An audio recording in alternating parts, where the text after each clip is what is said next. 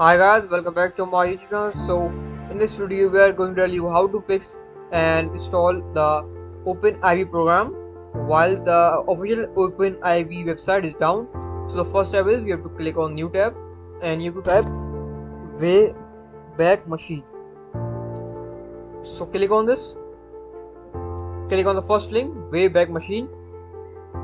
Now you have to scroll on it and you have to copy this link and paste the link in here and you have to click enter.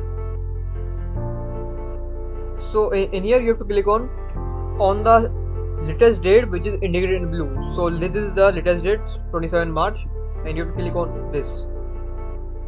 You have to click on the latest date, like in here the latest date is 27 March. So now after this, now you have to click on download now. So here it is. Now you have to copy this code and you have to return to the Wayback Machine again. Now you have to paste the code which I have copied. Now you have to click enter. So in here you have to choose. Now you have to again select the date which is marked in blue. So I will click on 1st February and click on this link. You have to wait for 5 seconds. Now for this, as you can see, the OpenIV setup is being downloaded in my Windows and PC. So I click on downloads.